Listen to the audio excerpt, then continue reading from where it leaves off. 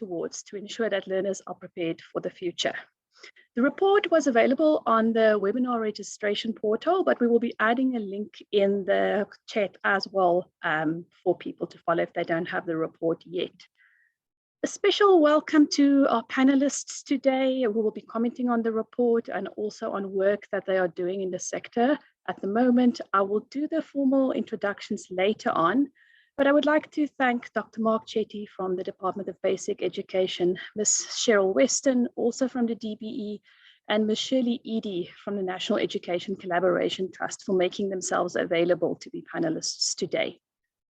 Some housekeeping things. We will do the report release first, and some of the panelists will give initial thoughts, but at the end there will be an opportunity to also ask questions and make comments.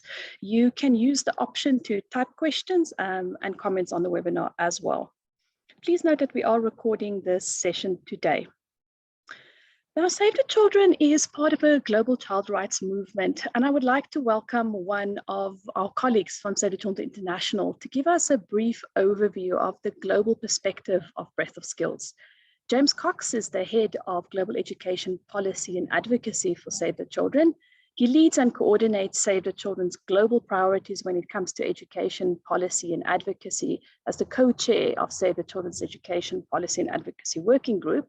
And James brings more than a decade of experience advocating and campaigning for the right to a quality education. I'm going to hand over to my colleague, James. Thank you so much, Rita. Can you hear me okay? Yeah, that's perfect. Fantastic. Thanks so much for the introduction, and thanks, colleagues, for joining me today. It's a real privilege to be able to start off the webinar. So I'm the head of education policy and advocacy in Save the Children International, as Rita said.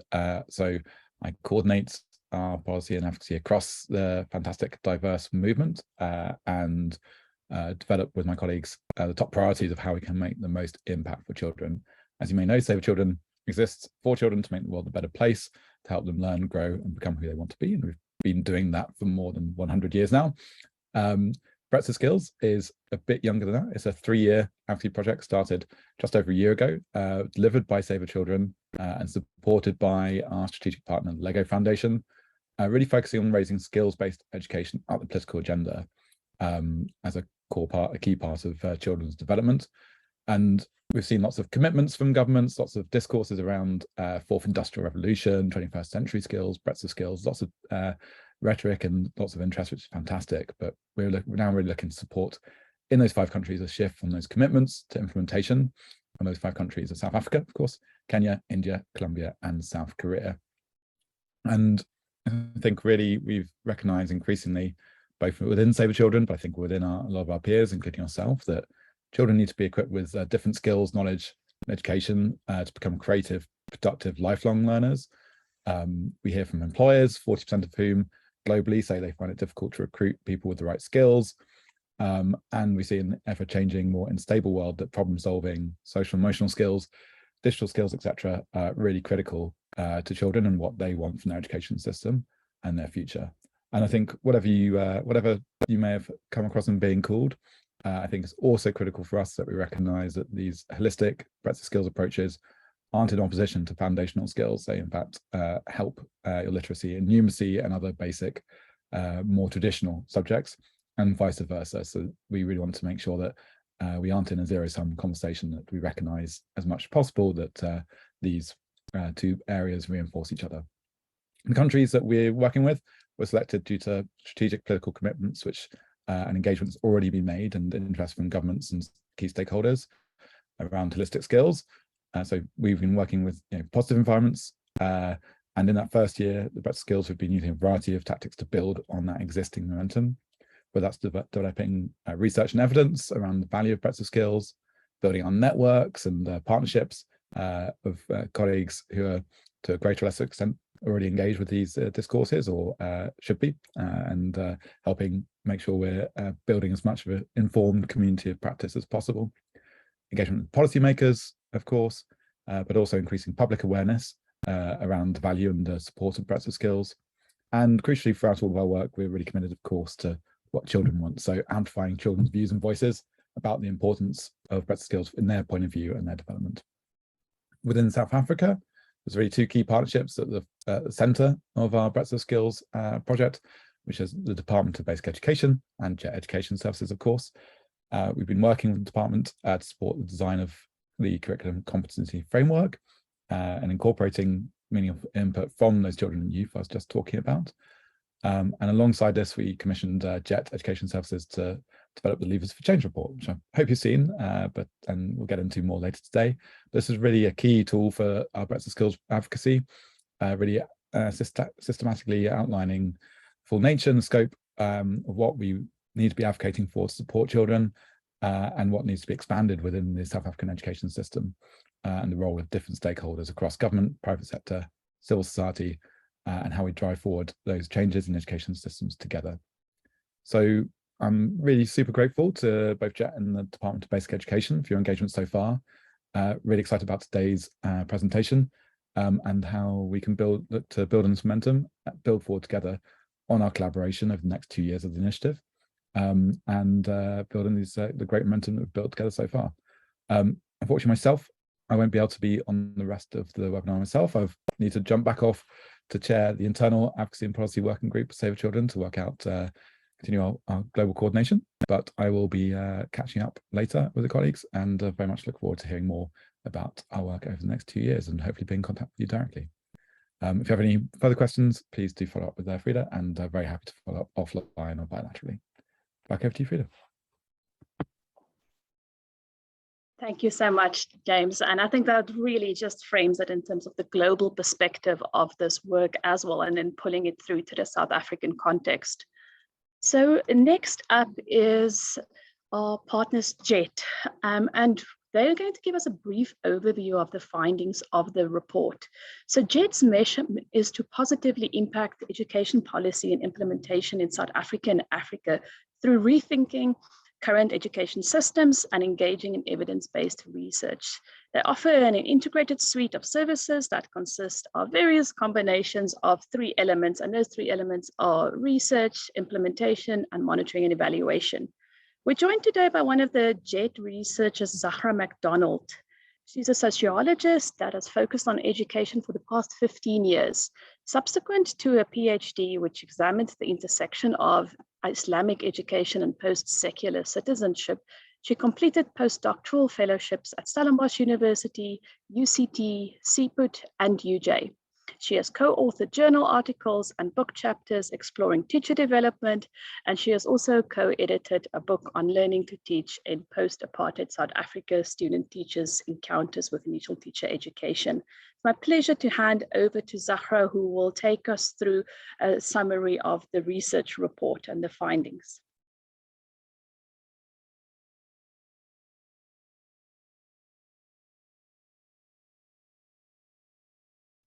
Zahra, you are muted. Sorry about that.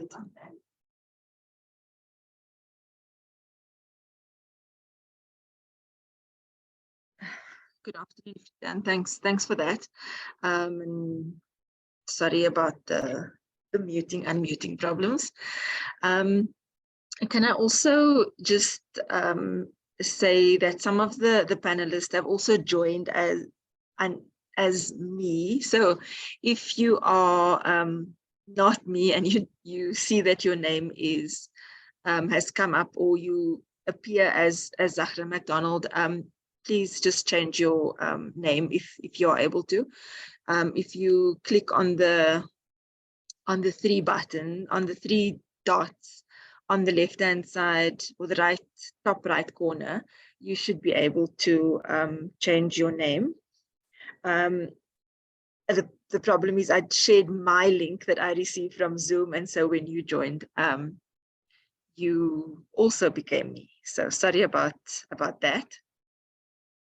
Just trying to find my share screen. So good afternoon, everybody. I hope that everyone had a great break after 2022. It was busy for many of us, and that you've started 2023 on a good note, and that you'll be able to get all your balance that you perhaps didn't get in 2022.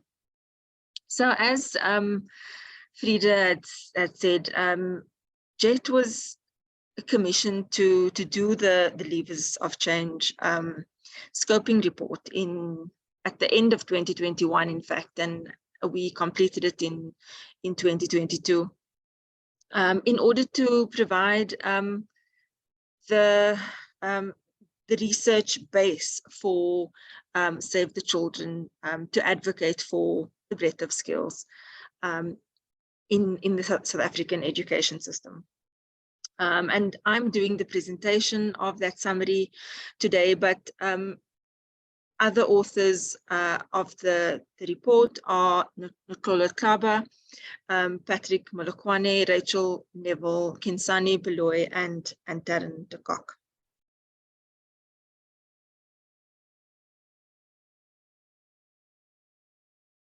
So in the summary, what I'll be speaking about briefly is the rationale for breadth of skills. James has mentioned some of it, the conceptualization of holistic skills in light of the 21st century and curricular implications, the situational analysis of the South African education system, developing 21st century skills in the education system, and then conclusions.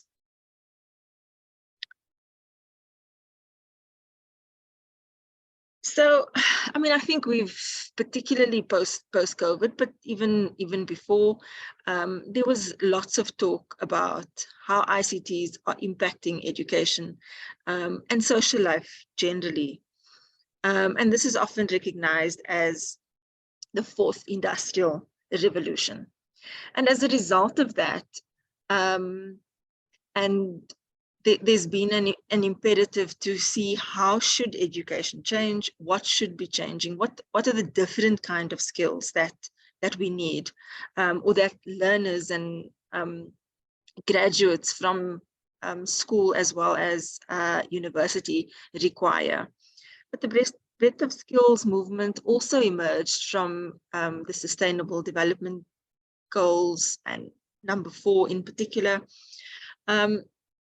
in the sense that it's seen as a mechanism to ensure inclusive and quality education for all, as well as a measure of promoting lifelong learning. And so skills for a changing world, breadth of skills, holistic skills, 21st century skills, and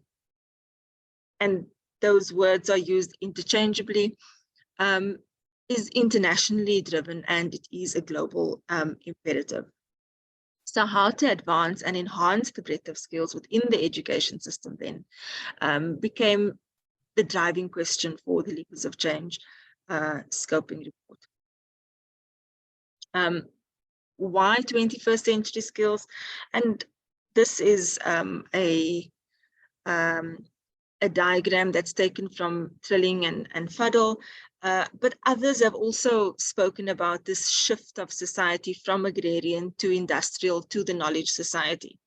And of course, it's not as seamless as the diagram wants us to believe, but the purpose of the diagram is to say that there have been shifts in society, and the call for 21st century skills is related to that shift, and what people in society then, what we require to be able to live in this new world, this fourth industrial revolution, or this post-fourth industrial revolution world. And a lot of that revolves around digitalization. And a lot of questions have been asked about what should education's role then be, or what should the response be of education to ensure that we are all, and that young people in particular, are ready for this world and are able to cope in it.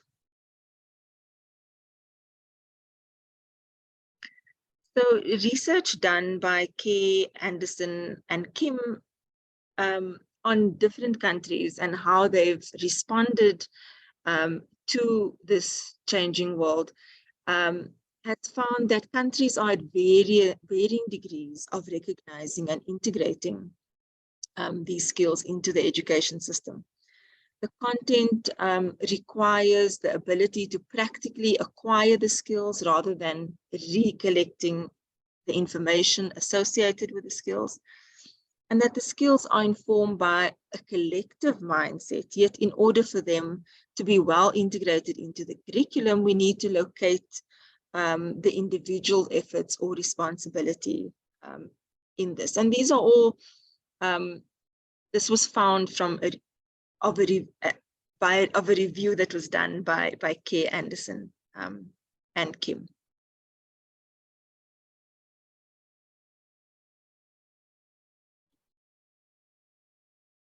An approach to conceptualizing 21st century skills was found in the assessment and teaching of 21st century skills. And this can be related to ways of thinking, ways of working, tools for working, and living in the world. So often there's talk of the four C's: critical thinking, creativity, communication, and collaboration. But in terms of assessment and the framework of assessment and teaching of 21st century skills, they've categorized it according to ways of thinking, ways of working, tools for working, and living in the world.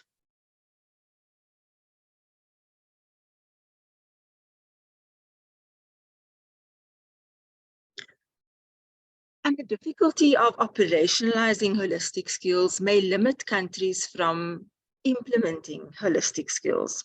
And so in this regard, Kay et al. Have also found, based on a review of 102 countries, that policy in most countries makes some reference to the breadth of skills or 21st century skills, and that the skills are consistently identified in policy of only a few countries. The most common skills mentioned in policy documents are communication, creativity, critical thinking, and problem solving. And these skills are considered to move learners beyond the basic skills of literacy and numeracy.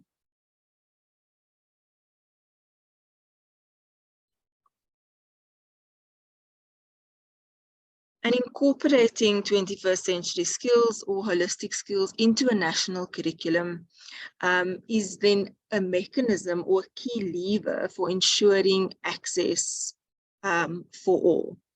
A curriculum in turn needs to provide a framework for the progression of particular skills in a manner that it can be taught and assessed. And so it's important when a country is thinking about not only speaking about 21st century skills in their education system, but implementing it, that the mission or vision statements are on education websites, that whether specific competencies or skills are related to the mission, that they are identified, that either in the mission and the vision and in other documents, that there's evidence of integration of skills in curriculum documents, and that there's also evidence of assumptions about progressing levels of sophistication of the skills. And so this has also been found in the literature and is part of the Levers of Change scoping report, because it feeds into advocacy, so that it's not sufficient that countries only speak about it or that governments only speak about it, but that there's evidence of the integration in the policy documents, but also in how these are assessed in the classroom and how they are taught.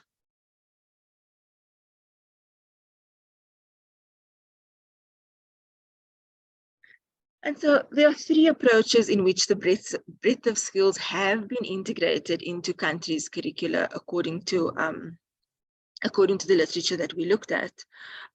It could be as teaching skills as standalone subjects, embedding the skills in current curricula, or in designing interdisciplinary subjects that incorporate the skills. The report then goes on to look at a situation analysis of the South African educational system, and this slide then just provides a brief overview of what the system not looks like, but some sense of the South African education system. Inequalities in the South African education system exist as a result of the legacy of apartheid. And this is important to bear in mind, particularly when one moves towards implementation. These inequalities have resulted in high quality teachers being attracted to high performing schools, but they're not necessarily at all schools. Education in post-apartheid South Africa was initially directed under the Department of Education, which in 2009 separated as the Department of Basic Education and the Department of Higher Education and Training, respectively. Early childhood development and education has, until 2022, been separated from both DBE and DHET under the Department of Social Development, but has in 2022 moved. And so basic education is divided into 4 phases: foundation phase, grade R to 3, intermediate phase, grades 4 to 6, the senior phase, grades 7 to 9, and the further education and training phase, grades 10 to 12.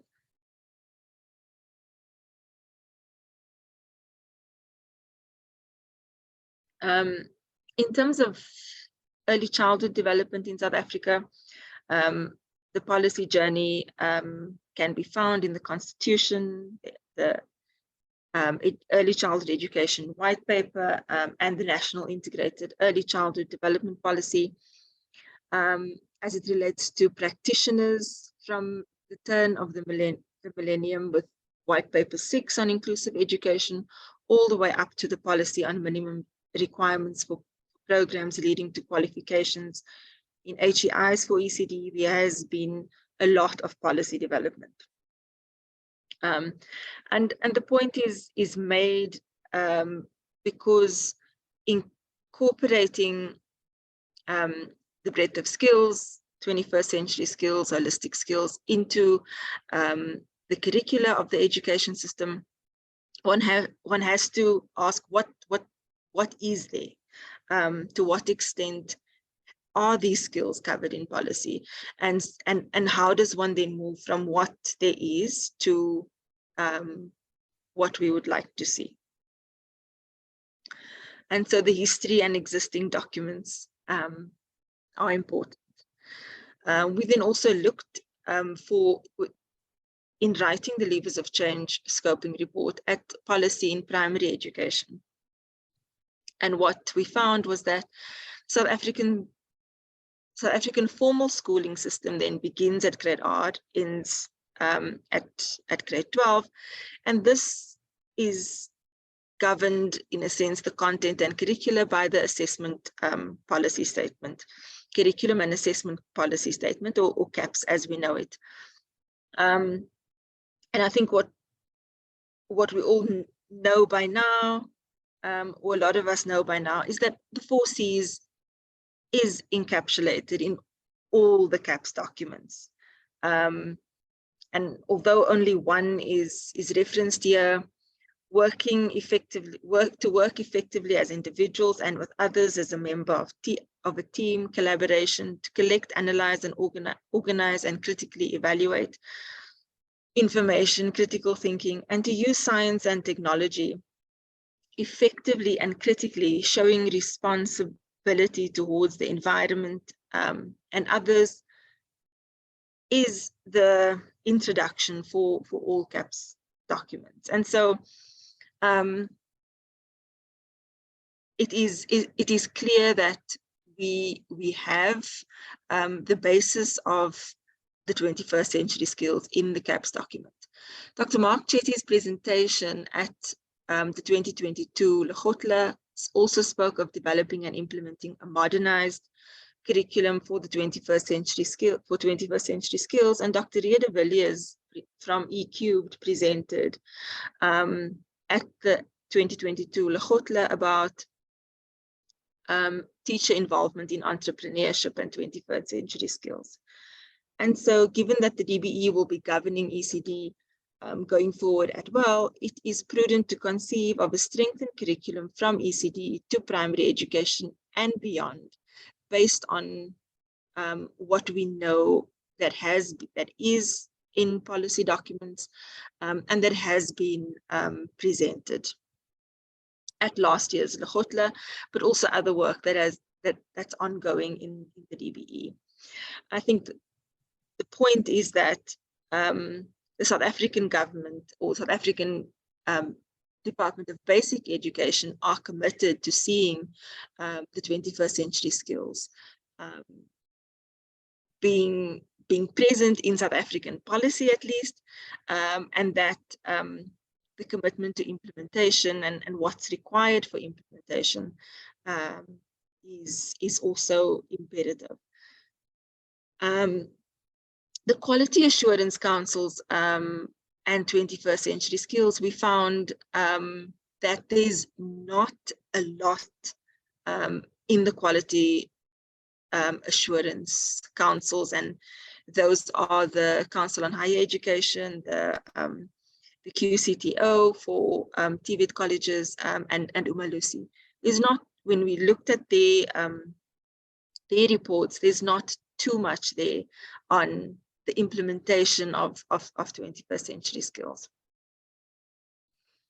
And so a key lever that that's highlighted in the report is teachers and teacher development, because that's what the teachers are those who implement the curriculum in the classroom and ensure that the skills that are expected in the curriculum are indeed taught to learners throughout. And so teacher development is a core part of what will be learned in the classroom, and the lack of context-specific understanding of teaching practices that relate to 21st century skills is some of what came up in the literature that we looked at, and the lack of meaningful ways of supporting teachers in their professional development was also found in the literature.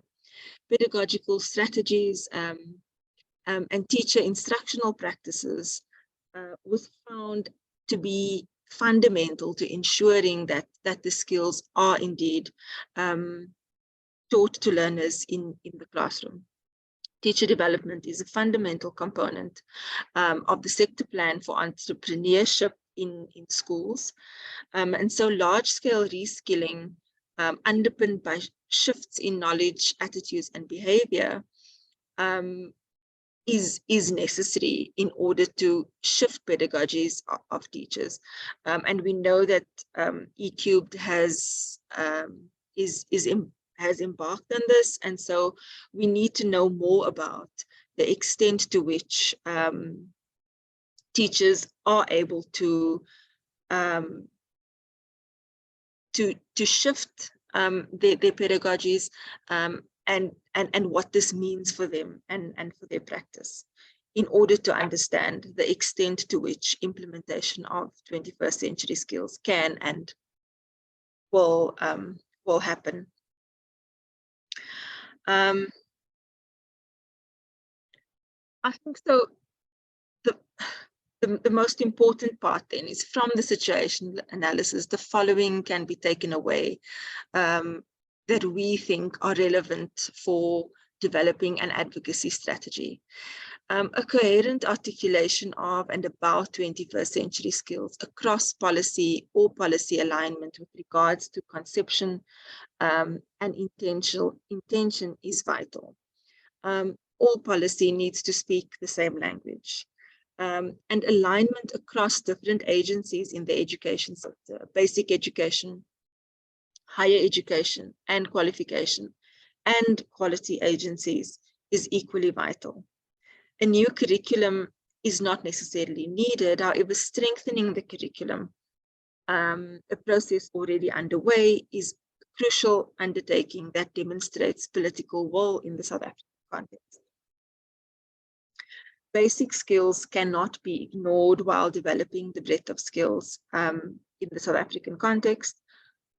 Optimal and optimizing resources is fundamental to the success of enhancing breadth of skills in the South African context, and has been a challenge even with implementing gaps.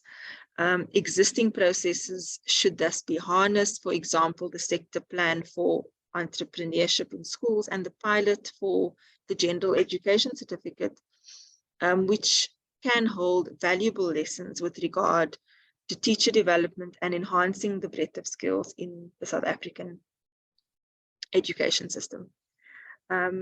Thanks, Frida. I'll hand back to you. I hope I haven't used too much time. Thank you so much, Zahra. And I think what an interesting report. And I think the exciting thing for me personally is to see the opportunities and to see those levers for change. And I think it will be really interesting to hear the panelists' take on that as well, and the work that they're doing at the moment.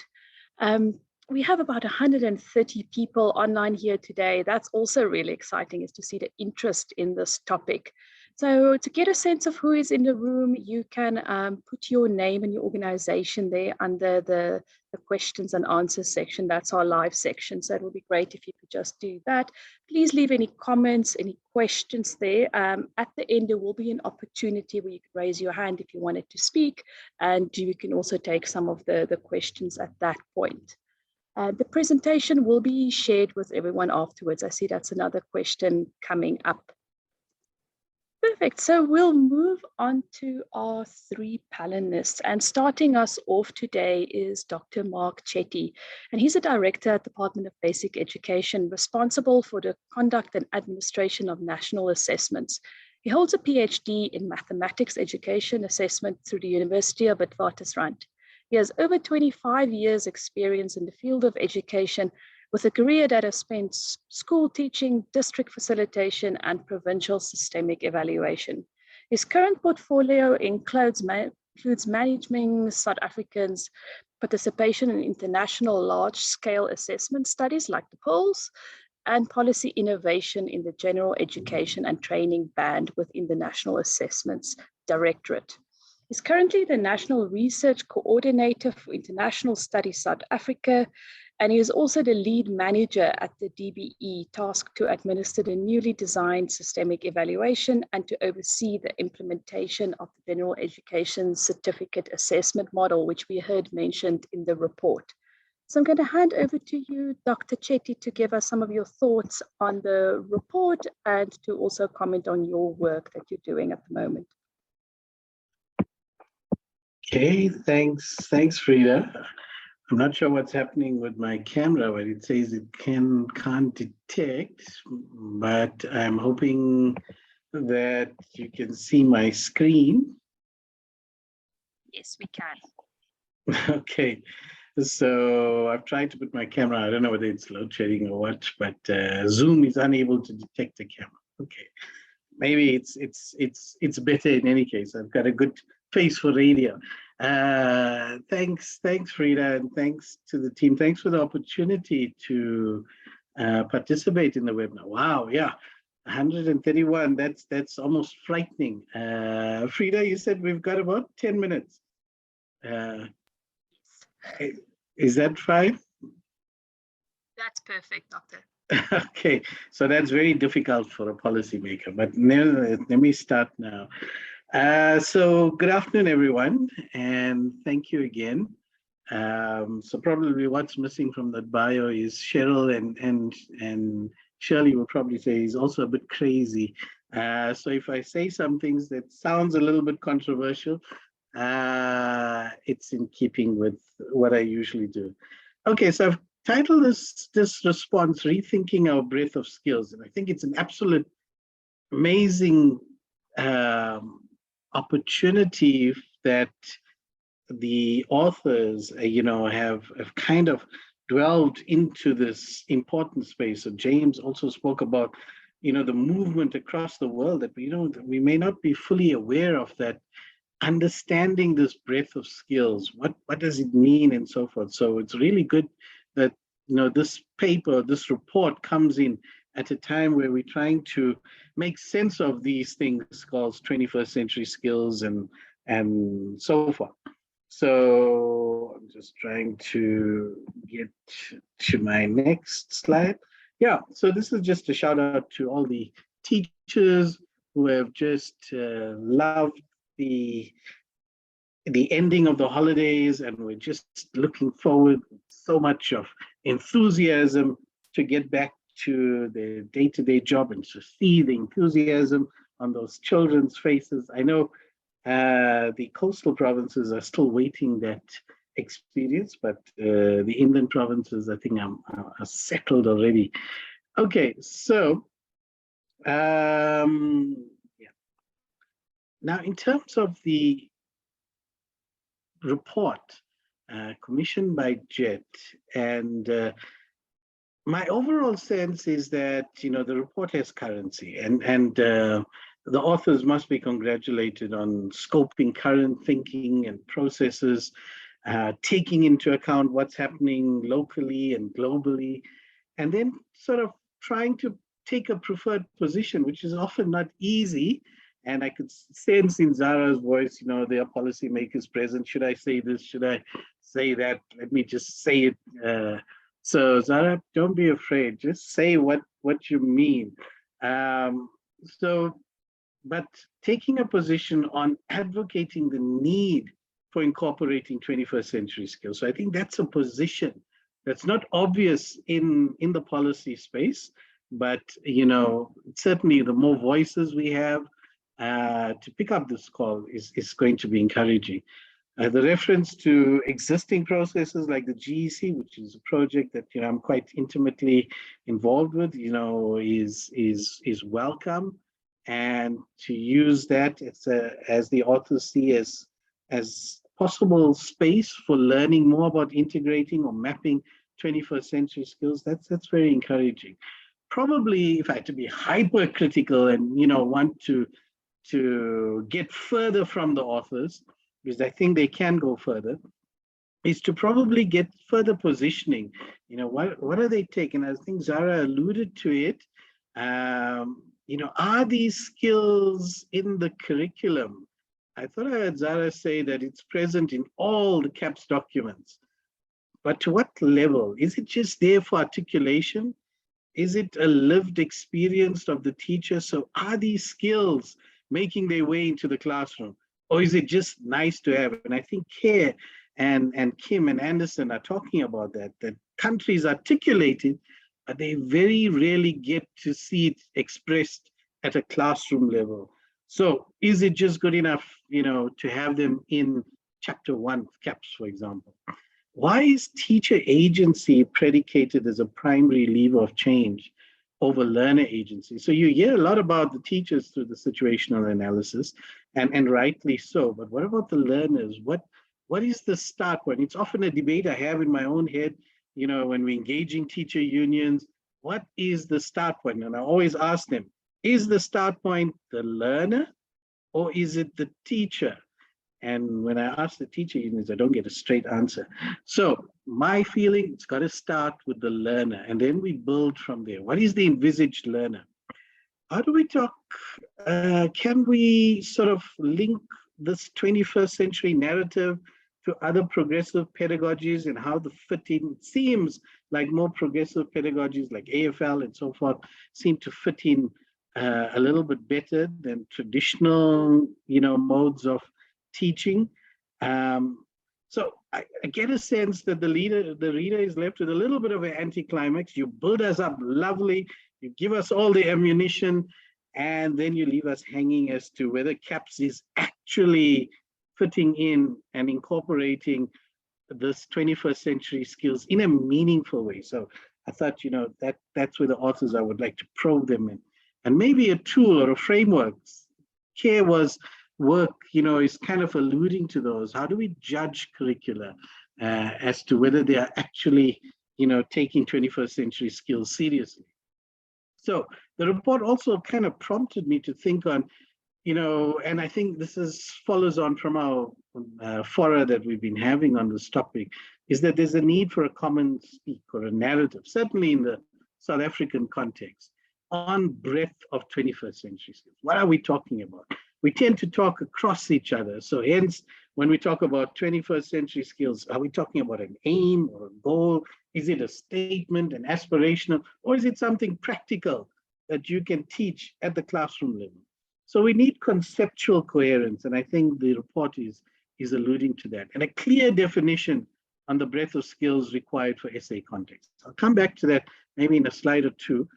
Also prompting, any curriculum will promote holistic development of learners, but holistic development is not something static. It doesn't stay the same. It's influenced by changing societal needs. So then we know now the nature of work is rapidly changing, although some of us are still in denial. Employment sources are fewer. The mastery of pure discipline, knowledge, even mathematics, if you major in mathematics 3 at university, you can't do much with it because the jobs require different kinds of skills. So the emphasis on soft skills, 5 C's as Zara has mentioned, plus social, emotional awareness seems to be growing, and in my mind, must definitely top up existing breadth of skills. So we have skills, but do we have these kinds of, in the literature, are they defined 21st century? I'm not sure that we have enough in our curriculum statement. Teaching, learning, and assessing the breadth of skills must live inside the classroom. Otherwise, it just becomes something that's just glossed over. So it must be part of the subject discipline and the cross-discipline work that learners do. And I think Kay alludes to that. Not just be general aims. We need to be deliberate and purposeful on mapping content to skill. Not an easy task, though. So how does the report relate to current work? And I'm slowly running out of time. So we're running out the GEC, the GEC, and it's giving us an opportunity to look at incorporating different things. It's not as regulated as the National Senior Certificate. So we got a little bit of space to explore and become creative and so forth. So the GEC model is attempting to incorporate how the literature defines holistic skills, holistic sets of assessment forms. There's an attempt to deliberately assess 21st century skills by mapping these 5 C's that we talk about: critical thinking, collaboration, creativity, communication, and cognition, to integrated projects. So to find tangible ways, not just if you ask teachers, what are these things? They probably won't know what you're talking about because it's locked into some page 10 or 11 of chapter 1. That's not what the teacher does in the classroom. They respond to their curriculum content. So if it's not there, we're wasting our time talking about it. There's specific assessments in the GEC that leans on or tries to establish what the learner's talents or inclinations are and link that to potential work attacks, because we want our learners to be prepared for post-schooling outcomes and the society out there.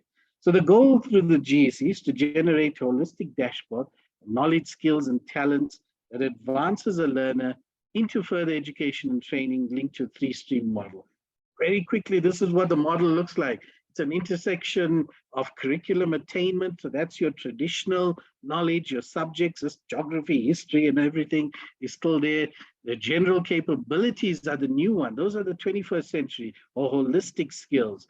And we're driving it through integrated projects because that's quite a useful way to do it.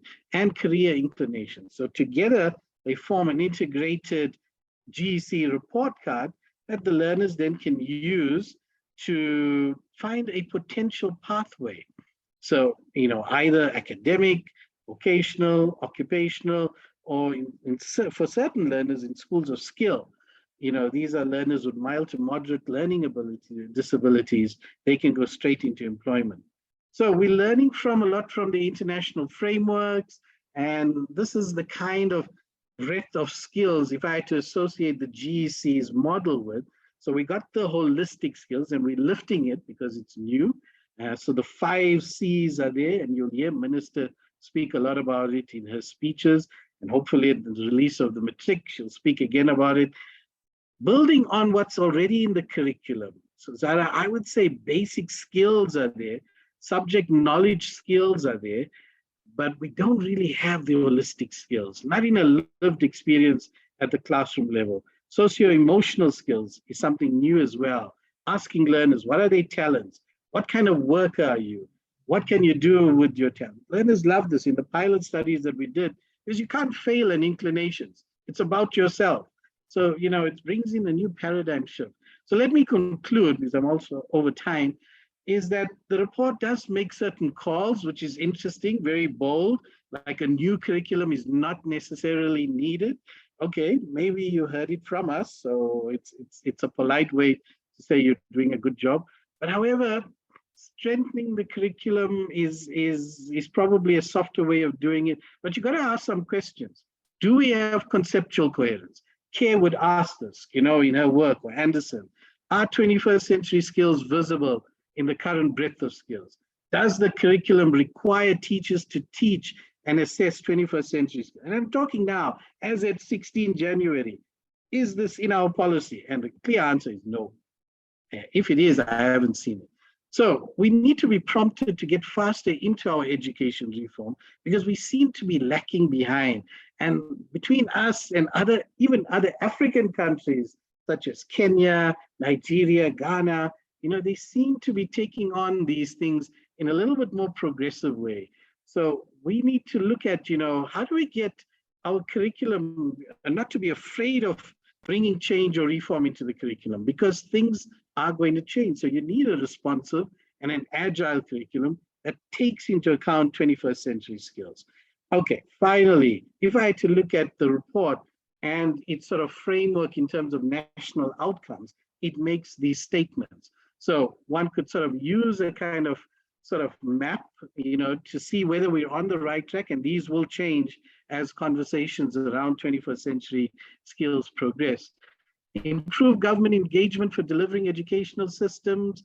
We're probably on that path, but we're not yet there, and there is still some pushback, so it's a yes and no. Is there an exchange between scholars and researchers, stakeholders on the breadth of skills? Yes, we can see that. Today's forum is, also that kind of platform. And how do we have champions engage with decision makers? I would like to think we do, but we probably don't, because we're still on that path. So there's still a lot of work to do in terms of us getting hold of this breadth of skills. I always say to the sector, to the minister, to the DG, to others in the education, there's some don'ts. Let's not look backwards, because we often get, oh, what happened in curriculum 2005 and OBE, and are you trying to go backwards? It's almost going to hold us from going forward. Let's do meaningful assessment. To the assessment people might know, we got a terminology, AFWT. If you don't know what it means don't do assessment for wasting time, just wasting everybody's time. And finally, to the authors, don't sit on the fence, but we love your work that you've started to engage us further. Let me pause there. Thank you, Chair. Thank you so much, Dr. Chetty. Wonderful to listen to you. And I think you've really pulled it through to classroom level for us in terms of what is in the documents, but what is actually happening in the classroom. And I think what resonates most with what you've said is that we need to move faster with reform, and that there is quite a lot of work to do. Yes, we have done quite a bit up to date, but definitely as a collective, we can move forward and move faster as well. So we're going to hand over to our next panelist. Please put any questions for Dr. Chetty in the chat, and we'll come back to them after we finished with the 3 panelists. Our next one is Ms. Cheryl Weston, and she is also Director for Curriculum Implementation and Quality Improvement in Department of Basic Education. Her career in the education field spans over more than 25 years, in particular in the field of curriculum implementation, delivery, and support. The key responsibilities include providing strategic leadership as well as guidance pertaining to policy development and the monitoring of the implementation of the curriculum and assessment for the 9 provincial education departments. Ms. Weston has recently assumed the role at the department to strengthen the curriculum by equipping learners with the knowledge and skills for a changing world to transition effectively from school to work and beyond. She is engaged actively in curriculum organizations at regional and international levels, such as the African Curriculum Association, and she currently serves as the Deputy Chair of the African Union Curriculum Cluster since its inception in 2018. I'm going to hand over to you, Ms. Weston.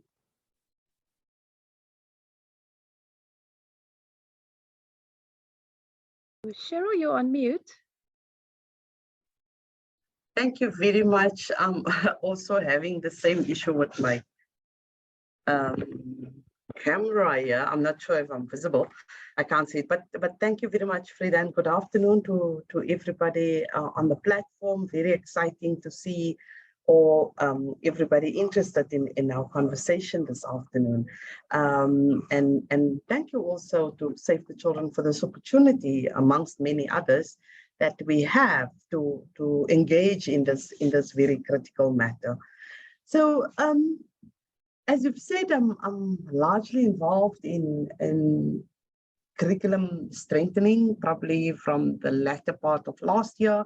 Got very deeply involved in that process, and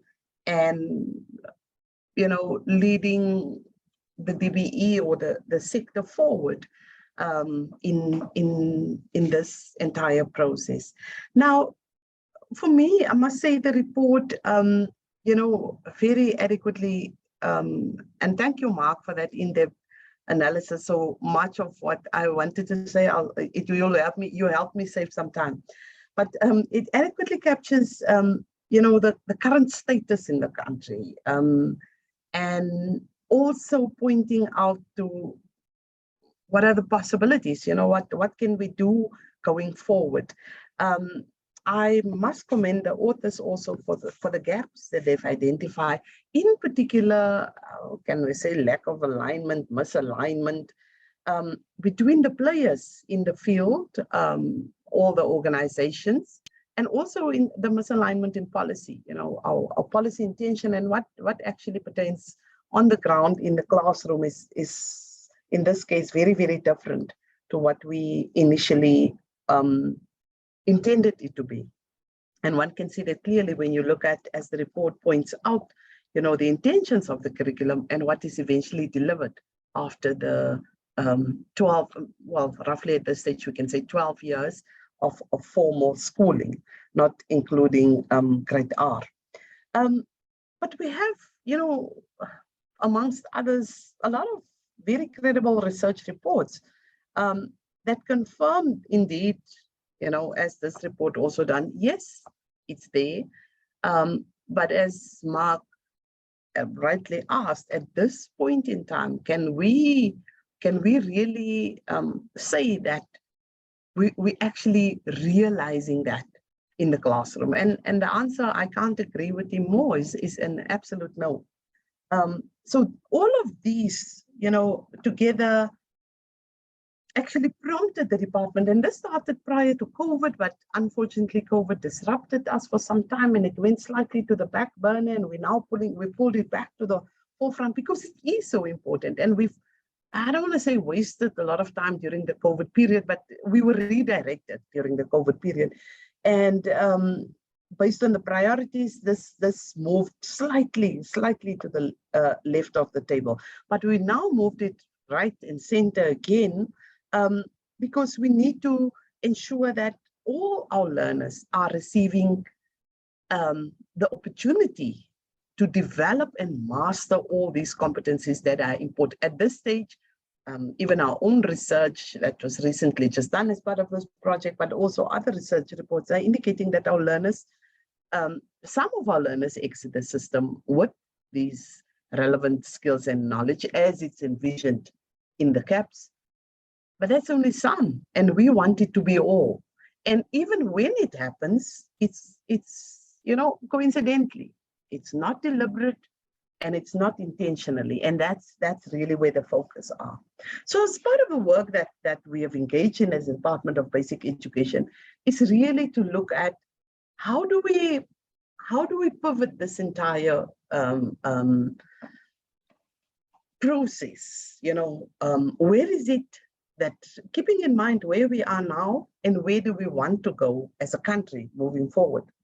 So 5 critical levers, if I can call them, that has been identified, which broadly forms our framework for improving sustainably learning outcomes, and that is the curriculum, assessment practices, our teachers, and including teacher development, both initial and in-service or continuous professional development, LTSM, which is our resources that is provided, as well as the learning environment, and as Marcus said, and all of that centers around the learner. Now, we, in keeping with all of those levers, and work at various stages has begun in each of those areas. We need as a department, or we started the process of pulling it all together under one umbrella, if I can call them that. And one of the first areas that we started work is around the curriculum. If one considers the centrality of the curriculum and its role to impact all the other areas as well, not to say the other areas don't impact on the curriculum, but much more so the curriculum then becomes the most logical starting point, so to speak. So what we have been doing up until now is really to understand what is it that we need to do in terms of curriculum in order for us to realize this vision of the learner, this vision that is clearly espoused in our CAPS documents.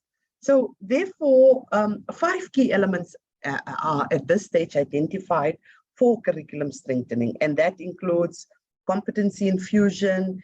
It includes, and I'll speak to each a little more, subject modernization, content modernization, our okay.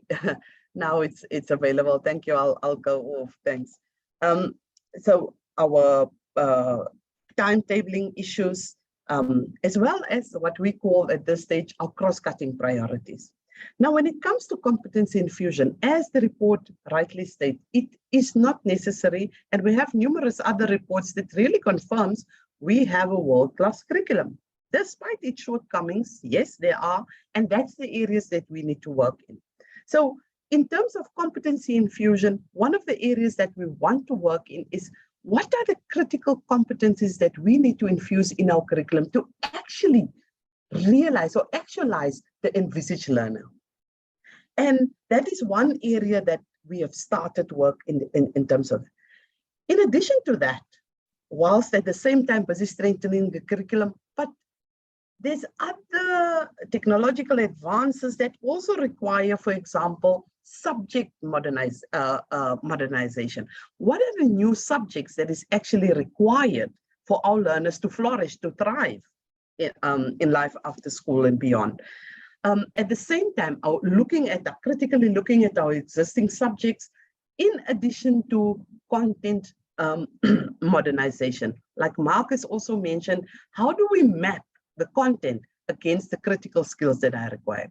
So it's a very systematic process that we want to go through to ensure that our content is actually and aptly allowing learners to develop the competencies that is required as they move through the system.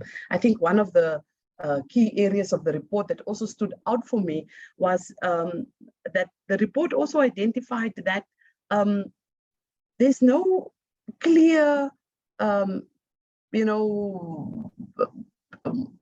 lack of a better word, demonstrable or guidance as to what these competencies would look like at different levels of the system.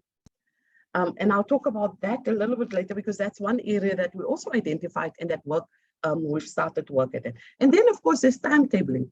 Together with subject and content modernization, we are introducing a 3-stream model in the FET space. And as such, there is a requirement for new subjects to be brought on board. But yeah, there's deeper conversations to be had about what those new subjects should be and how they would then assist our learners going forward. So in terms of all the new subjects and even our existing subjects, there is a need for us to relook at timetabling. And that doesn't mean adding additional time to the timetable or to the teaching time, but really looking at how we're making best use of the available time that we have. And then we have, of course, our cross-cutting priorities. And these priorities relates to, those critical areas that wouldn't necessarily be a standalone subject, but has to be incorporated into the curriculum strengthening. For example, issues around digital literacy, sustainability, climate change, decolonization, and many other areas that requires priority in our current curriculum. So in order for us, and I think the report also points to that particular area, that there's a need for us to define what are the competencies or breadth of skills that needs to be prioritized in the South African context. And based on that, we started work on what we term developing a framework of competency from South Africa. Yes, there's a whole host of frameworks available. It would probably have just been easy for us to pick a framework, in fact, all of them, with lots and lots of research behind them, and infuse that into the South African system. But it's not necessarily the right thing to do. So we're really looking at or trying to determine what are the priority areas and what would the framework for South Africa in our context look like? What will work for us? And we've started the process, and I won't go into much detail, really, of developing a competency framework. And this framework will really define and visualize those competencies that all South African learners must have. They must have the opportunity to develop those whilst at school and to a particular level by the time they exit our system. And that's really what the framework will bring in. We've engaged in a process of gathering input from a host of stakeholders, and I'm very proud to say one of the key stakeholders that we've involved in this process, amongst all the others that we're so grateful for, is the work that was done by Save the Children, in particular getting inputs from our learners. This is the first time that we're actually going to our learners to understand their position in this process, to get to hear their voices, to use their voices to influence the work, especially the conceptual work that we do at this level. So therefore, our competency-based framework, like I said, is at an advanced stage. We have had various engagements and workshops with a host of stakeholders, such as, for example, like I said, our learners, we had our teachers, we had our principals, we had various education stakeholders, our labor unions. Everyone was involved in that process, and we really wanted to gather inputs from everyone in order to help strengthen. And that's one aspect. In addition, we have all the international and local research that would help to frame this or build the framework that we would adopt, or that we hope would be adopted by South Africa. Once we have that framework of competencies, it then becomes the central, almost wheel that everything else rotates around. Whether we speak of teacher development, we need to make sure that our teachers are able to develop the competencies in learners, the ones that we have are foregrounding in the framework. Whether it speaks to the resources, whether it speaks to assessment, whether it speaks to the curriculum content itself, all of those will be impacted by the framework. So we really excited about that particular piece of work and there's a long way ahead, because our very next step, once we have our framework, and it's currently a draft, we are in the stages of finalizing the draft, and which we would then take on a much broader consultative process through to all the stakeholders. And that is to further strengthen it, so that at least by the middle of this year, we should have a framework that we can present for adoption as the South African competency framework. Like I said, and that framework would impact on all the other areas as well. Now, I know I'm running out of time, so let me just keep it short, but really to say that is part of the work that we're doing. There's many other areas that we also started work in, but just to say, we view this curriculum strengthening process as a long-term process, a minimum of a 20-year process that we want to, that we will, or that we've already embarked upon. And we envisage that during the first 2 to 3 years, you know, it's about conceptualization. It's about making sure that we pilot.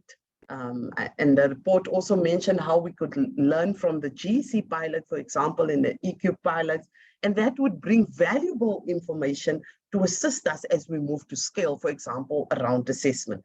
We know South Africa's assessment history and where we are stuck as a system for so many years, but finally, I'm hoping, Mark, the GC will unstuck us from that process so that we're able to move forward. Because one of the reasons that we find that you know, the competencies are remaining, you know, in the section 1 of the CAPS is the fact that we don't have a clear guidelines for our teachers how to assess them and what it should look like at a particular. What does creativity look like at grade 4 level or grade 5 level? And that should be clear guidance that is provided to the system to ensure that a teacher is able to observe the behavior, for example, to be able to determine, yes, there is progress in the development. So this is really a long-term process that we are undertaking.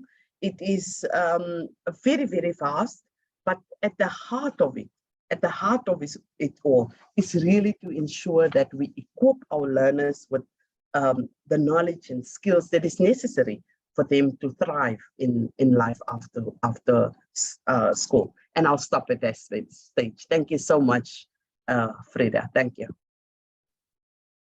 Thank you so much, Ms. Weston. I think so much in there, but I hear you agreeing with Dr. Chetty in terms of, you know, those competencies aren't realized in the classroom as of yet. And some learners do leave school with those competencies, but we all would like to see all of the learners leave school with that. And that there's an incredible amount of work already being done, as we're hearing from you. And that's really exciting. And two things that strike me is the focus on South Africa in terms of really wanting something that is fit for our nation. And the second one is the consultation element of it, particularly as you mentioned with the learners, and that will be an ongoing thing. And I hope that we can all come together, people on the call, to also be part of that in terms of building something together that will in the end up at something that we really want. Our last speaker on the panel today is Ms. Shirley Edie. Shirley Edie founded and leads the EdHub, which is the Education Innovation Unit at the National Education Collaboration Trust. She has a master's in international education policy from Harvard University. Her career has focused on education, innovation, and research. And prior to her work in education, she was founder and CEO of Africa's first quantitative mobile research company and was business and research director of Instant Grass International, an ethnographic youth research agency. We look forward to hearing from you, Shirley. Thank you, Frida. Can I check in, Frida, if you wouldn't mind letting me know how my sound quality is? I'm had to change locations with load shedding, so I'm not sure how my connection is. Yeah, you're good. Okay, great. I don't have a presentation for you today, so just leave my camera on. And I feel very privileged to be here today. It's been really fascinating to hear the feedback from Zahra and the JET team, also to hear from Save the Children's perspective and why Breadth of Skills has the focus that it has globally and locally. And then a little bit closer to home with Dr. Chetty and Cheryl Weston, our colleagues from the Department of Basic Education, who are really doing amazing work on thinking about what a strengthened curriculum looks like that encompasses and reflects and really enables the development of a breadth of skills in our learners. And then Mark Chetty's team looking at what is the role of assessment as a key lever in bringing these skills to life. So I was asked to zoom out for a moment. We've gone into quite a lot of detail, and it's been fantastic to get an update on some of the progress that's been happening nationally. What I'm going to look at today is just re-look at the why behind the breadth of skills. Why is there a need for breadth of skills? What does this mean for us locally? So what I'm going to do is touch on 4 areas of research on why it's so important to develop a breadth of skills and why in particular it's so important in the South African context. So these 4 areas touch on the science of learning, and I'll just touch on them. Each of these go really, there's a huge amount of research that has emerged in the last couple of decades. So science of learning, trends in the workforce, looking at the comparative perspective, what are other countries doing? And then just touching in on the South African opinion on the topic. So I'll kick off with the science of learning. Longitudinal studies that look at learning, how learning happens, how people learn, starting to show us that combining cognitive skills with social and emotional and 21st century skills improve not only academic outcomes, so outcomes like grades, test scores, graduation rates, and things like linked to academic outcomes like absenteeism and dropping out of school, but it also improves a whole range of other life outcomes, such as decreased criminal activity, improved mental health and physical health, more positive family and professional relationships, and the list kind of goes on. But I think what's particularly important in the South African context is that developing these skills benefits all children, but it disproportionately benefits children from low-income communities. So children from low-income contexts typically experience high levels of adversity and trauma relating from insecure access to housing, food, healthcare, safety. These external influences really place a lot of pressure on our bodies and our physiology and how our brains work. Trying to teach kids while they're in a state of a heightened state is going to mean that learning doesn't happen optimally. So helping learners to create the space and using the pedagogies and methods of teaching that enable children to step out of fight or flight, step out of an adrenalized kind of space and into the space of learning becomes increasingly important. And also teaching students the skills to identify and manage their own emotions, to self-regulate, and to address physical, mental, and emotional needs in this space.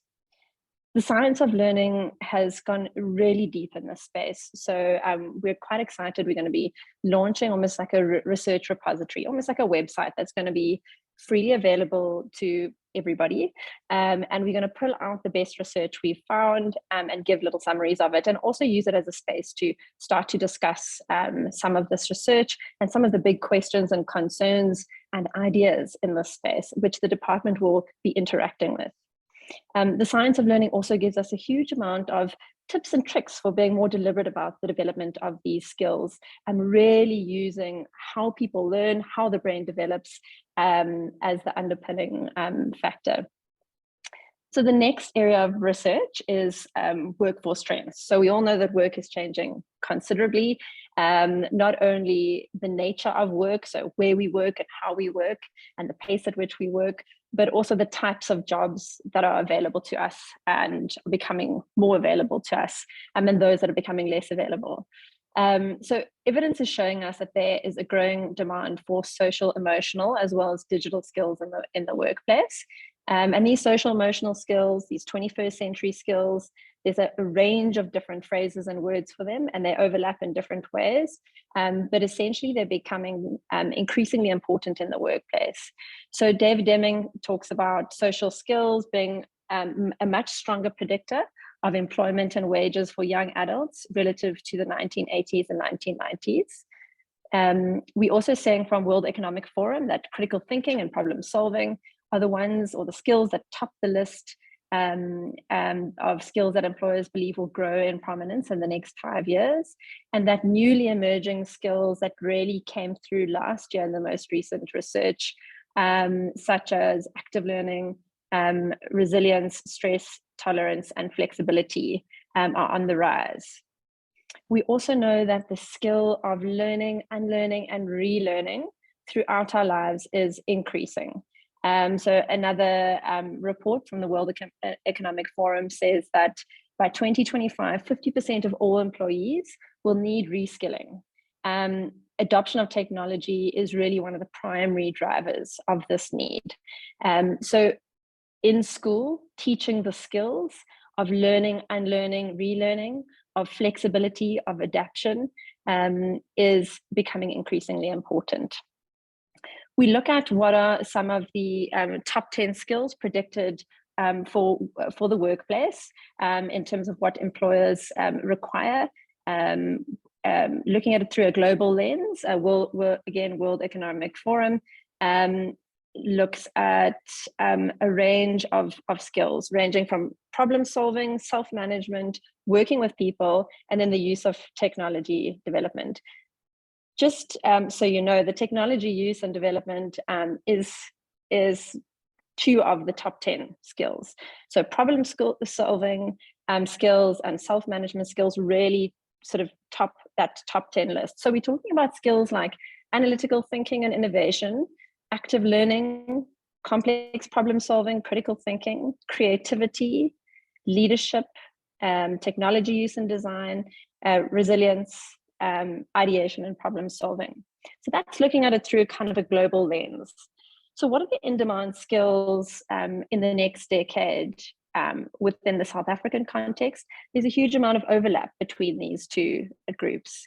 So we see that leadership and social influence comes out tops, accountability and reliability, critical thinking and analysis, reasoning and problem solving, resilience, creativity, initiative taking, curiosity, collaboration, and teamwork.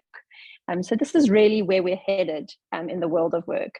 For any of you who have played around with ChatGPT recently, it's just astonishing to see how quickly AI has been able to transition us from being required to have a huge knowledge base in our heads or to be able to Google it. And immediately we are able to ask ChatGPT complex questions, and it's able to translate an enormous amount of global data into really thorough and critical responses to those questions. So the technique of learning to ask the right questions, learning how to research starts becoming way more important than having the knowledge itself. Comparative perspective is the next bucket, and that's what are other countries doing their education, doing in their curricular reforms in terms of the breadth of skills. I'm not going to go into detail here. It has been touched on in the conversation. I think what's important to know that countries around the world, as has been mentioned, have been incorporating breadth of skills into policy, and there's been huge progress there, but we're seeing that countries are very, very different stages and spaces depending on their implementation. So we see a lot of progress in places like Kenya, Ghana, Indonesia, Egypt, Brazil, Finland, British Columbia, and the list goes on. And we are currently doing a lot more research to learn from different countries, see what's been done, and see what feels applicable locally. Then just finally, Cheryl mentioned it briefly earlier, but from a South African opinion point of view, we asked a range of stakeholders. I think we spoke to about 500 people across learners, teachers, provincial and district officials, National Department of Education, parents, higher education institutions, unemployed youth, university students. I'm sure I've left several out, but a whole range of education stakeholders. And we asked them whether they felt that South African learners leave school with adequate skills to thrive in life and work beyond school. And this answer was really illuminating. So 63% of stakeholders felt that learners going to fee-paying schools leave school with adequate tools to thrive in work and life beyond school. Of course, we'd love that number to be 100% of learners, but that's okay. 2/3 of people think that kids are getting these skills that they need at fee-paying schools. But we know that non-fee-paying schools are the majority of schools locally. Only 20% of stakeholders felt that learners who go to non-fee-paying schools leave school with adequate skills to thrive beyond school. Now, if we just pause and think about this for a moment, I feel like there's two relatively obvious but quite substantial insights here. So our research is showing that 80% of stakeholders interviewed think that learners going to these schools are not leaving school with the skills they need for work and life beyond school. And that's really the majority, the vast majority of kids in this country. And secondly, the difference between that number, the fee-paying schools and the non-fee-paying schools, is really vast. If learners going to fee-paying schools are so much more likely to gain these skills they need for life beyond school, is our current approach not in some way unintentionally exacerbating inequality by not being more deliberate about developing these skills in learners across all schools? So just as I finish off, I think probably important to preempt some of the big questions that we get on this topic. There's not enough time to do it all, but I think one big question is, this is great, it's all good and well, but how on earth, with the current weight that teachers need to hold, the current volume that they need to get through in the curriculum, and the low resourcing, how do we do this in low income, under-resourced schools? And the answer to that question is, it's not simple, but there are a range of interventions from costing zero money to costing money. And the range of interventions, we've in fact been prototyping some of these interventions in schools, in low resource schools in Limpopo for the last 3 years, to see how do we do some of this without any additional budget, but really just working with teachers slowly but surely over time. So yes, in contexts where there is resource, we can look at different strategies to contexts where there's less resource, but the range of resource, the range of possibilities is really huge, because a lot of this work comes through the pedagogy in how the skills are developed. Other questions that we get is, will this be an entirely new curriculum? I think Cheryl and Mark have both touched on this. So the idea is that no, it wouldn't be a new curriculum, that you take the current curriculum and you infuse these skills and competencies into that curriculum, where knowledge and content becomes the vehicle through which these skills are developed.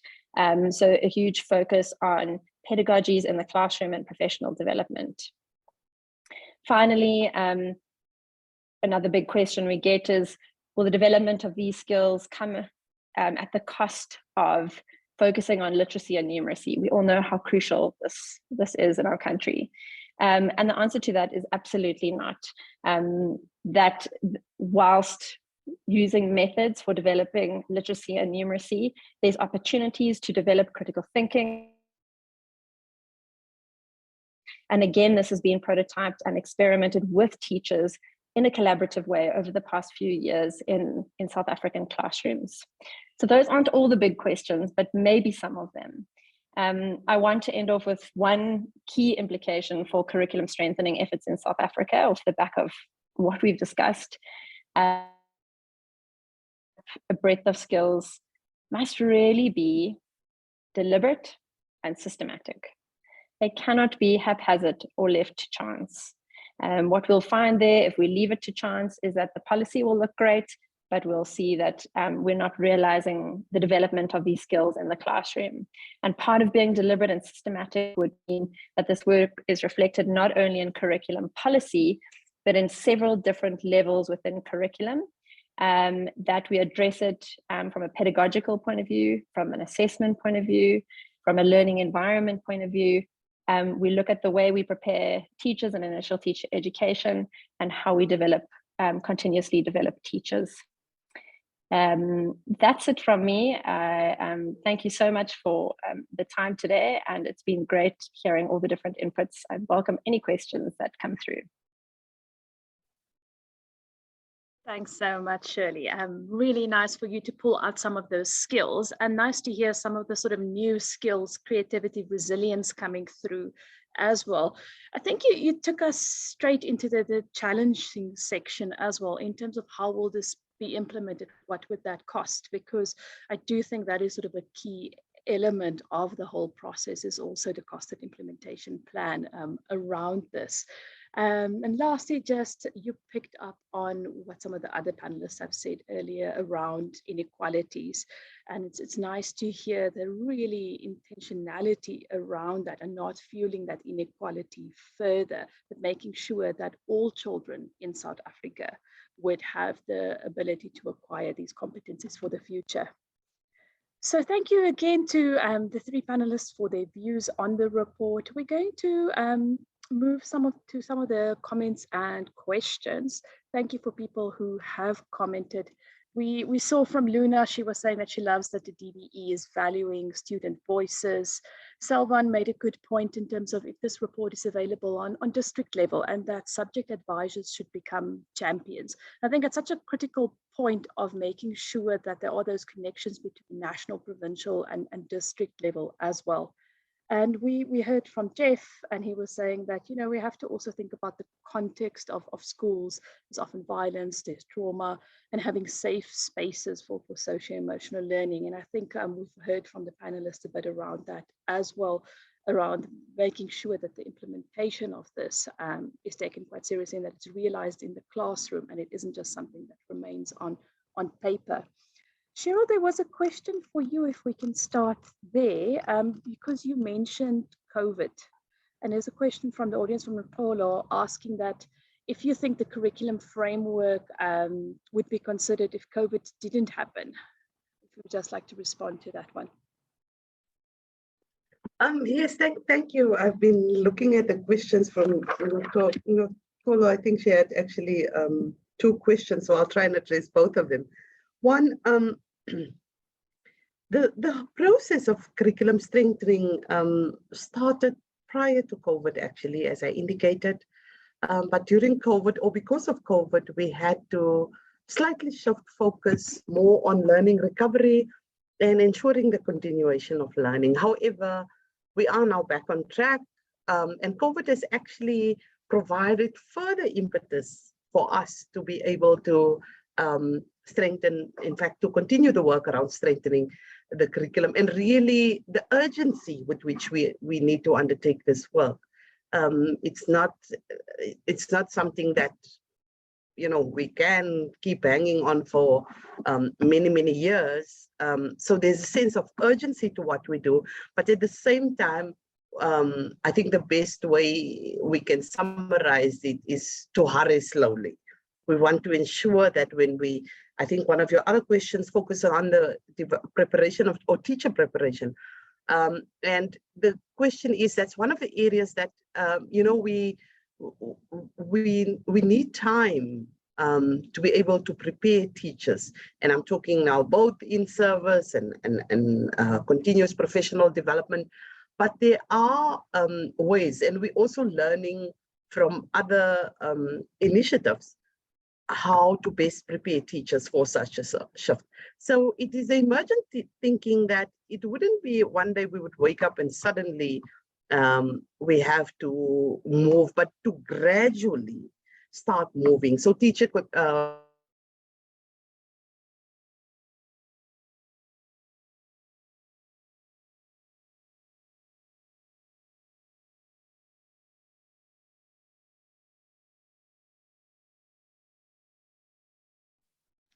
We seem to have lost Cheryl there for a moment. Yeah, I can't hear either. Okay, perfect. Well, let's see if we can get her back. I'm going to put that question to the other panelists that Cheryl was commenting on.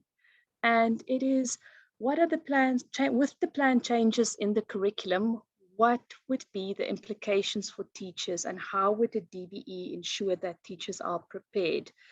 Dr. Chetty, would you like to take that one?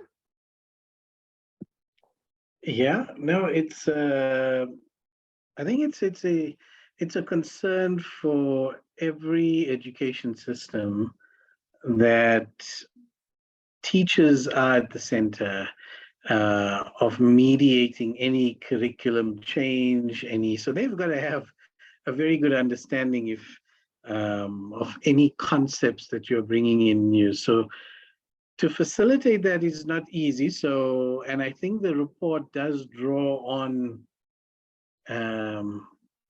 that it's got to deal with in-service training, continuous professional training, as well as pre-service. So we got to have those conversations if we're being serious about 21st century skills, right from the start with universities, training teachers to enter our schools, to the teachers that are in the system. Although Shirley makes a good point that, in a few years' time, everybody needs reskilling, even officials.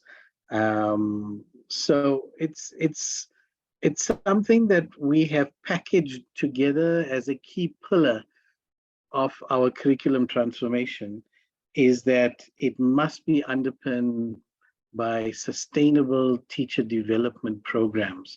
So we have within the department the National Institute for Curriculum Development, and Dr. Nkosi and the branch T are working hard to make sure that there are mechanisms in place to support teachers with sufficient resources and so forth. But Shelley would say in the interviews with teachers, they seemed quite susceptible towards this new sort of realizations, because they can see the future, they can see the children's needs. It's interesting that the pushback is more at higher levels. It's more from the research community, policy makers, as to, are you taking us down a road that you cannot support? So it's interesting, but yeah, I mean, teacher agency, teacher development, the teacher unions, all 5 of them are very much part and parcel of the discussions from the get-go. So, their input as to how we can better support teachers is very much taken into consideration. It's not an easy conversation, but it's navigating a common path. But yeah, it's certainly something that we got to keep our handle on, even going forward. It should not, though, stop us from moving forward. Thank you for that response. Shirley? Maybe to just build on some of Mark's and Cheryl's comments, and by the way, Cheryl has managed to get back in the room. So I think it's a great question, and it's almost the crux of the whole thing, really. What are the implications for teachers? And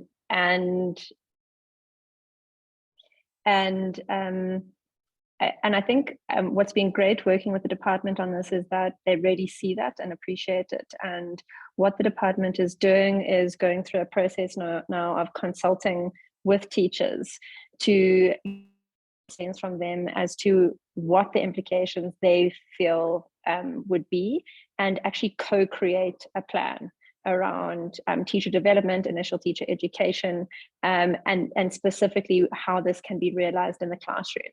Even one step before that, there was a consultative process with several hundred teachers around the country from every province to get inputs on developing a 21st century framework, a skill framework.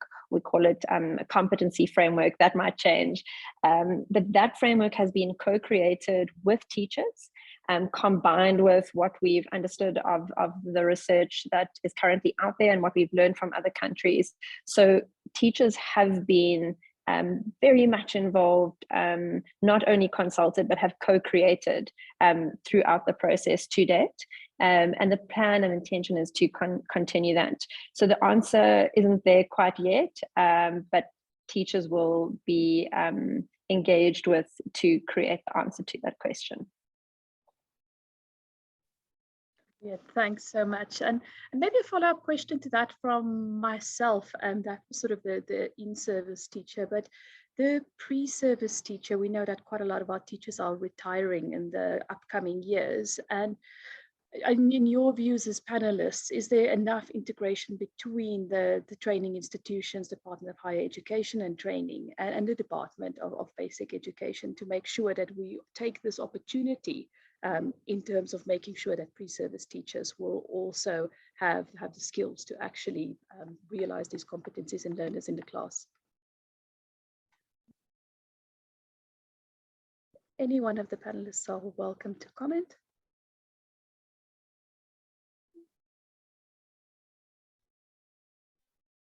If I may start, then I think the others will add to it. It's I wish there was a short answer for what you are asking. It's a difficult question. There is a clear need for greater alignment between the various agencies, but I think we have, from our own research as the Department of Education, known for a number of years that we will lose. There's a vast majority of teachers that we would retire. So processes around that, or preparations for that, started a few years ago.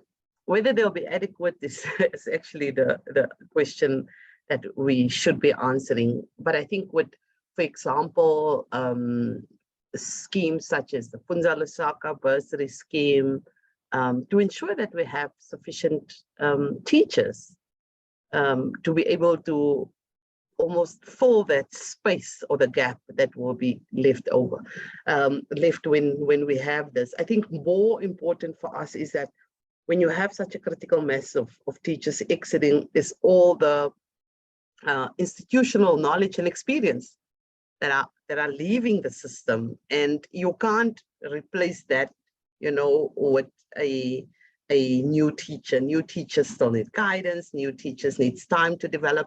So we're also not the only country in the world that's facing this. And I think South African teachers, the other critical areas that they are in high demand across the world. So we are competing with the world for our own teachers. Not just, South African teachers that remain in South Africa. They're quite in demand around the world. So it would be a transition, a difficult transition, but I think it's a system. We've recognized it a few years ago, and work has begun in that space. So whether it will be adequate, that is really the question that needs answering. Thank you. Thank you so much. Would anyone like to add to that from the panelists?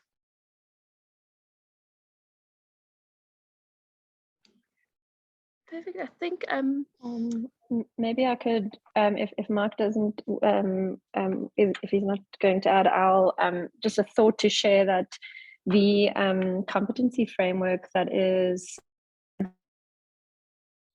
the hope is that it can be used as an organizing framework from ECD across basic education and through into higher education. We will need more input on what that looks like from an implementation point of view. It has been primarily designed for basic education purposes, but will continuum across those spaces. So we'll need to quite actively address that in how we're thinking about the framework as it progresses. Thank you so much. We have another question here. It says, I believe that social emotional learning is truly important, but would like to know how skills like resilience would be assessed, yet ensuring that they are practically acquired because they also happen differently in different contexts. Dr. Chetty, since it's an assessment question, would you like to start us off on that one and the other panelists can join you? Yeah, it's actually Shirley or Cheryl, one of them brought about resilience. But I think it's a good skill because we've seen that in COVID, that really came to the fore, especially in the higher grades, where our children, our matric students, had to show a lot of resilience in overcoming COVID conditions, restricted schooling, and similarly for other grades, although to a lesser degree. So it seems to be a growing and a necessary skill. We haven't yet looked at it from an assessment perspective. So just for further information, what we've been doing is drawing on international frameworks and looking at how do they define these 21st century skills in a little bit more granular and a more detailed perspective, where we can identify attributes, and some call it strands or substrands. So we've looked at two for the time being that seem to resonate, whilst having discussions with other country systems. So the curriculum, the Center for Curriculum Redesign, as well as the Australian Council for Education Research. So they've developed frameworks around these 21st century skills in which we can then assess the finer attributes. So you can take critical thinking, you can break down critical thinking into strands and substrands, as well as communication and so far we've got that. And the ACER framework looks at the 4 C's, and the one that they're still working on, I think, is collaboration, which then we will still have a sense of. We would encourage the research community locally, because there isn't a lot of work that's gone into the breaking up and assessing, getting the finer components, so that then you can showcase to a teacher, these are the things that you are looking for in a project, or when children are collaborating together, or when they are communicating their research findings, or when they are designing a prototype. So with something like resilience, it's probably uncharted territory, and many countries would have to check whether someone has defined that. But it's a good opportunity for South Africa and our local researchers to look at, okay, when we take resilience, what do we mean by it in terms of process? How can we sort of define it and break it up into substrands that a teacher then can look for as observable evidence in a project, for example. And if we can do that, the same principle then would apply to other 21st century skills that we haven't taken on, but are equally applicable. Shirley also mentioned leadership comes up quite high in terms of the survey data. So there are some 21st century skills that are further along the track of development. And I think we got to lean on the research community and to see how that is advancing. Or we take a step back, and as South Africa, we say, right, resilience means this in our context. And we apply those kind of characteristics using the other frameworks as a model, but building on them. So Frida, that's probably from a process point of view, rather than giving a direct answer about resilience in terms of assessment. No, that's perfect, Dr. Chetty. I see Ryan already added a link from the OECD on resilience in the chat, and I think that's always the beauty of these platforms to see where we bring research together and where the gaps are and what still needs to be done. Then we have a question around the fee paying and the non-fee paying schools and the inequalities that exist there. And it says that panelists have stressed that foundational skills are not in opposition to breadth of skills, but we know, but we know that foundational skills are not being acquired. On one hand, we as a country don't want to be left behind, but on the other is the focus on 21st century skills a distraction from the more critical problems. And then it goes on to also ask that, will low skill jobs exist in the future? What do advances in AI and automation mean for average or below average learners today? Perfect. I'll hand that over to the panel. Who would like to start us off? So we hear it is about that tension between basic skills and breadth of skills. If I may, but I would love to invite Shirley to also respond to this. Well, what Shirley has been sharing is what our research have shown, and you cannot develop the breadth of skills in isolation to the foundational skills. I think that's the basis from which we are departing. So you cannot ignore literacy and numeracy and focus solely on, almost developing 21st century skills in a vacuum. That would not take us anywhere as a country. And that's definitely not the intention where we want to go. And that is why Shirley has mentioned that we use the content as a vehicle to be able to develop these additional, and some people even call it non-academic skills, that is critically important for our learners to thrive after school. Now, I think it's also important to mention that, and I can refer back to the report that was shared, that the approach that South Africa is recommending, is that as a system, we take the approach of embedding the skills and competencies into our curriculum, as opposed to teaching it, for example, as a standalone subject in a vacuum, or moving into totally interdisciplinary space. So we still believe that the knowledge has value, and we use the knowledge, the subject knowledge, the academic knowledge, to develop the skills. So yes, it is therefore not meant to distract from critical problems, but if we're very honest with ourselves, we know that what we are currently doing is not delivering for our learners. It's not. So we can continue on that pathway as a country and close our ears and eyes and everything to everything else, and just continue to focus on what we now call the foundational skills.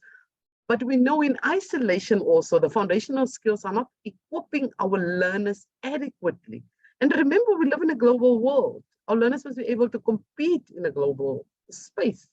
Besides, how work, even in South Africa, is being competed for at a global level.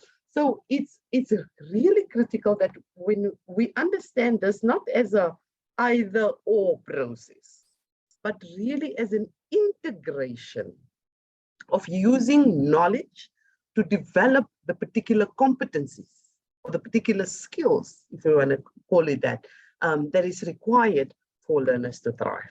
But I would like to invite Shirley really to also input on this critical, very, very critical question that was asked. Thank you. I agree. I think this has been one of the questions that has really, it keeps coming up. And I don't think there's an absolutely clean answer to it. I think the crux of the question for me is where you say, on the one hand, we as a country don't want to be left behind. So, you know, how do we know that developing a breadth of skills is important. The science is showing us this. The world of work is requiring it. But on the other hand, will the focus on 21st century skills end up being a distraction from more critical problems? And I think the answer to that is we don't yet know. But our best take on it right now is that if we continue with traditional approaches to teaching and learning that exclude 21st century skills and social and emotional learning, what's the alternative? You know, what will we be left with? And when we come back to that question, we often find ourselves saying, well, there needs to be more. I think anecdotally, what we're experiencing with teachers in under-resourced schools, where we've taken a grade 1 home language literacy program, and we've worked with teachers, and we've looked at their lesson plans, we've deconstructed those lesson plans and reconstructed them, looking at pedagogies that support literacy development in Limpopo, but pedagogies that bring in creativity, that bring in critical thinking, that bring in resilience and mindfulness very deliberately every single day in a routinized way, where a teacher can become accustomed to these strategies, where they start to not take up extra time, but they contribute to the development of literacy. So you're not messing with the core program of developing the literacy skills, but you're updating some of the pedagogies. Now, the learnings, I mean, there's such deep research in, you know, literacy in sub-Saharan Africa, and the different approaches. It's an incredibly well-researched space. This aspect of it hasn't been well enough researched. What do outcomes look like in the medium to long term for a child who has been in the context of having had the opportunity to be on the receiving end of pedagogies that help them to think creatively, critically, solve problems whilst they are learning their mother tongue or a second language? So those are just some thoughts. And we hope to be able to contribute to that research over time. And just a quick comment on your second question, will low-skilled jobs exist in the future? The research on workforce trends is showing us that we're seeing that high-skilled jobs and low-skilled jobs are maintaining traction. There's an increase in high-skilled jobs on average, where we're seeing a decline in jobs predominantly as a result of technology, and the influence of AI is in those middle tier jobs where there's a lot more, it's not manual labor where you need a human physically to be in the room, but there's a lot of repeatable processes and actions that can be automated. So that's what we're seeing from a low skills job point of view. Thank you so much for that, Shirley. We have unfortunately run out of time for questions. Patrick, I see there was still a hand up. I see there's still a few questions on the chat as well. And I think it's really valuable to see the interest in this topic. And we couldn't address all the comics today, but I did like Muketse's comment that said that really loving the frank and open conversation amongst all basic education stakeholders and the inclusion of learners, and asking that, you know, everyone should also be talking to learners in terms of the work that they do. I think we want to keep this an ongoing conversation throughout the year and throughout the process to be sure that we have more platforms like this. So we look forward to seeing how we further the conversation, because clearly a once-off conversation isn't enough. I'm going to hand over to Ms. Gugu Kaba. She is the Program Director for Save the Children and our acting CEO at the moment. And she will do the closing remarks for us and close off this formal session. I'm handing over to you, Gugu. Thank you very much, Frida. Let me start by saying to the organizers of this webinar, Thank you very much. Frida and the team in Save the Children, the team in JET Education Services, we are very grateful for you to give us this opportunity. And as you can see, a lot more people would like to be exposed to such conversations because we couldn't even finish the questions that are out there. To the donors, Lego, thank you very much for giving us the opportunity to be part of a breadth of skills, to be part of changing the South African world. To our strategic partners, Department of Basic Education, thank you very much, Dr. Chetty, Ms. Weston, and Shelley. We highly appreciate you coming in here to share with us your wealth of experience, because we couldn't get to this level of conversations if you were not here. And this also includes the very, very important people, the attendees of this session. We are very grateful to you because we know you've got a lot that you're currently doing, but at the same time, you've got a lot of experience that you could share with us as we sit here. So I start by saying thank you very much. And I'd like to quickly pick on some of the important elements as a summary of what we have discussed in the past 2 hours. One, I note that we all agree that it's important that the fundamental skills and the basic skills are brought together. And I don't think we are not agreeing on that level. The other thing is why the breadth of skills, why the 21st century skills. Again, we're in agreement that one, the Industrial Revolution is saying it has to happen. We've seen many, many experiences that confirm that. We also know that we committed as a country to sustainable development goals. And the fourth one is saying we need to turn around our current education system.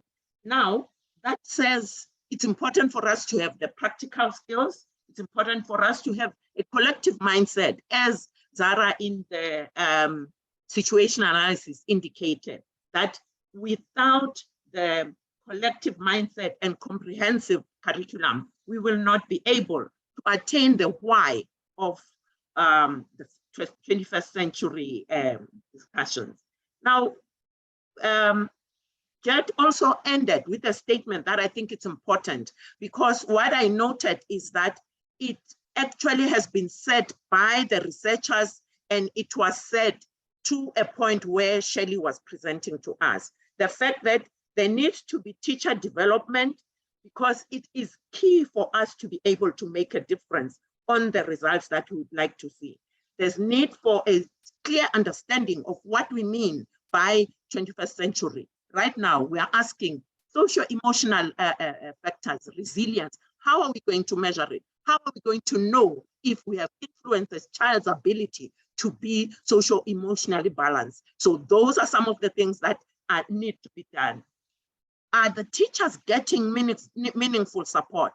Now, Dr. Chetty brings in the fact that, is it the teacher that we should focus on or the child that we should focus on? So it means meaningful support needs to begin from the learner. And as Save the Children, we basically say development begins with the owner of development, not with the provider of the development. So very important to take note the value of having children in this meeting. And in a by the way statement, my view is that, Frida, we will be taking feedback to all the people that were consulted, children top on the list, and all other stakeholders that were consulted. And it's important to also note that Dr. Chetty raised a lot of questions that we are taking into account. And I'd like to assure you, Dr. Chetty, that we're not going to sit on the fence, and we're not going to conduct unnecessary and time-wasting assessment. Instead, we have heard all of you. And I'm happy that there's the GEC pilot that is ongoing. Clearly, it sets the direction through which we should be following. So my view is that everybody in this meeting has heard that government has set a good GEC pilot that is being implemented right now, and the plan is to make sure that we follow it because it's got all the elements that we all agree are needed. And Ms. Winston, I'd like to pick up the fact that you shared with us the important framework of competencies for South Africa specifically, because that basically says we are clear as a country where we would like to go, and we have done our consultations. We've done a lot of research that is confirming that, and Shirley clearly indicates some of the why through sharing with us the science of learning and the workforce trends. We know exactly what South Africa is in need of, and so all we need to do right now is to implement what South Africa is in need of. I also would like to share quickly with you that Save the Children strongly believes that us moving and ensuring that we are enriching the curriculum, because we're not changing it, we're enriching it with the breadth of skills. We strongly believe that this is the best move that we can make. Why? Because as we deal with the rights of a child, and as we deal with the need for government to account to its population, as stated in the constitution of the country, it means we are clear and we have a government that has taken responsibility, and now it is already accounting to how we are going to enrich the skills of children, how we are going to improve the trajectory of children's lives. In the end, we're going to have children that are economically viable, that have a better quality of life, which contributes to the era that we would like to see, where we have communities that are developed and that are sustainable. With that said, thank you very much. And Frida, I agree with you. We need more of such webinars, because we had about 130 people, and yet this country has so many professionals that need to hear some of the conversations that we've had here today. With that said, thank you very much, and we appreciate your attending and staying until we're 3 minutes late. Thank you very much. Over to you, Frida. Thank you so much for that closing, Gugu. And yes, so we look forward to more conversations. Thank you to everyone who joined, and we look forward to meeting up again. We will share the presentations and the recording with all of you on email. Thank you, everyone. Have a lovely afternoon. Thank you. Thank you so much. Bye, everyone. Thank you. Bye, everybody. Bye. Thank you. Everyone. Thanks, everyone. Thanks, Suki.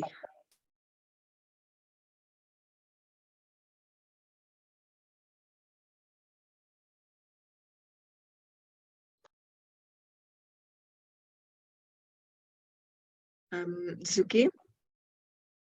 Hello, I'm here. Sorry.